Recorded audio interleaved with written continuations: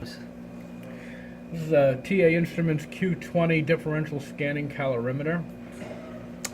This unit consists of a computer controller, a network switch, keyboard monitor and a mouse, and the unit itself. It is a non-auto sampler unit. You have the cell here. Your front panel is here, but all controls can be done through the computer. When you're turning it on, you're going to want to turn on the instrument first, and you'll hear a beep, and then you can power up the computer. Once you power up the computer, it'll ask you to Control Alternate Delete to log on. There is no password for the administrator. Once you do that, it should come up to this screen automatically, but if not, you can always click on that icon up there. And it shows you here, if there's a red circle, showing that there is no connection, then you would have to connect. If it makes the connection, which it should, you'll see that symbol there. I've already gotten past that part, and once you do a connection, it'll bring you up to this screen. There's a small splash screen that occurs first, and it shows you that what the current conditions are set. We're in standby. Your pattern or response would show up in this window here. Your sequence, summary, procedure, and notes. Now it's important to note to go through these screens here. We're in the summary screen. The first one is the procedure, and you can see that it's either standard or calibration, and then what type of test you're doing. In this case, I'm currently set up for a ramp, but there are heat, cool heat, cyclic, isothermal, etc., depending on what process you're going to be doing. So I've got it set for that. This is just what was here before. I do not have samples that I can actually run. And then it shows you where your data file will be sent to. I have this system currently set up locally, so that data will be going directly to this computer here, but it is possible to have this set up on a network.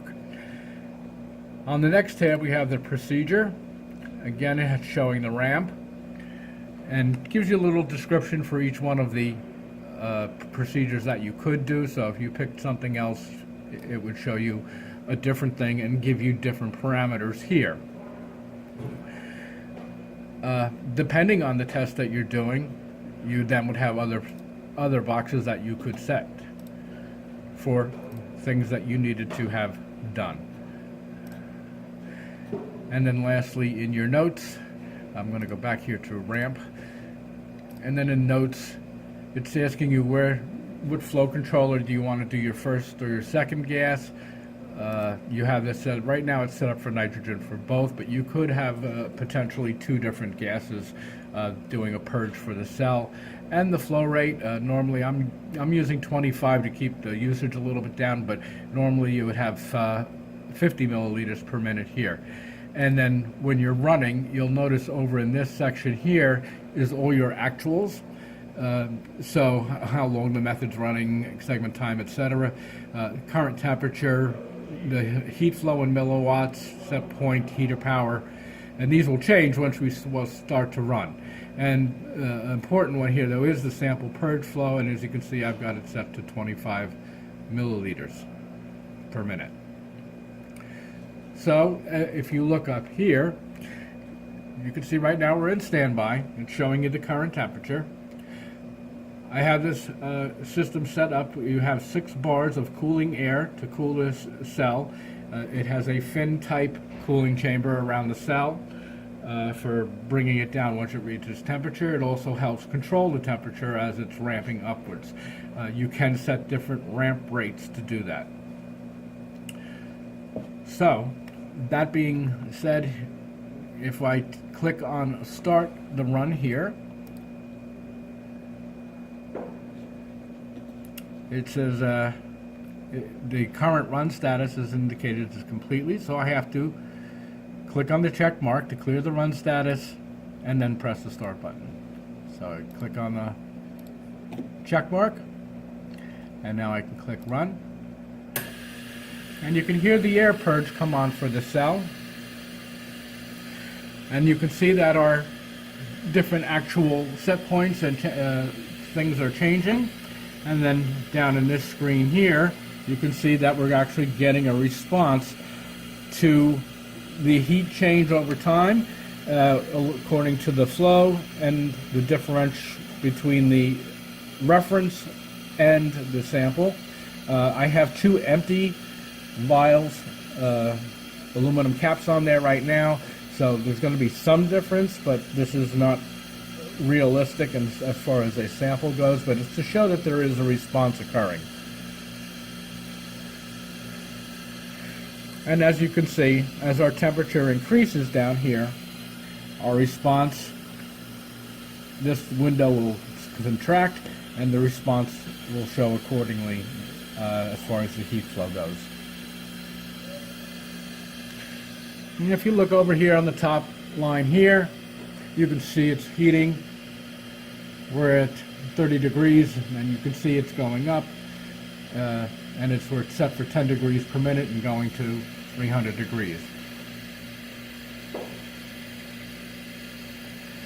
And then below the actual here, it shows you if you had more segments, they would all appear, and then this green arrow would then show which part of the run it was in.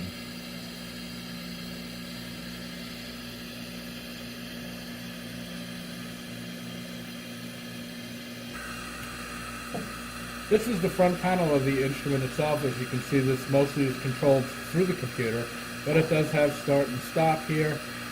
This is indicating power. Once the unit, there's a power switch on the back. Once it boots up and becomes ready to communicate, this will turn green. This amber light here is indicating that we're in run mode now.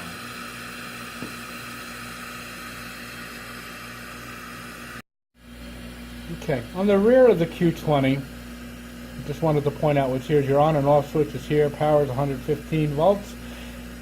Got your network connection here, and this network connection goes to a network switch, which I'll point out. There are the connections here which are not in use currently.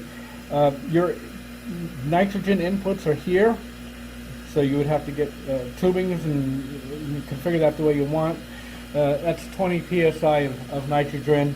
Again, here's your gas 1 and gas 2, so if you wanted 2 different gases, you'd have to hook up as there, but I have it teed together.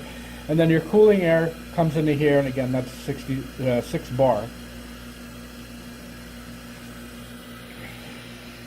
And over here, I just want to point out, this is the network switch. It comes with it, and so you have your cable from the instrument coming in, and ports are not important, and this is the cable going to the computer, and that's what enables them to communicate together.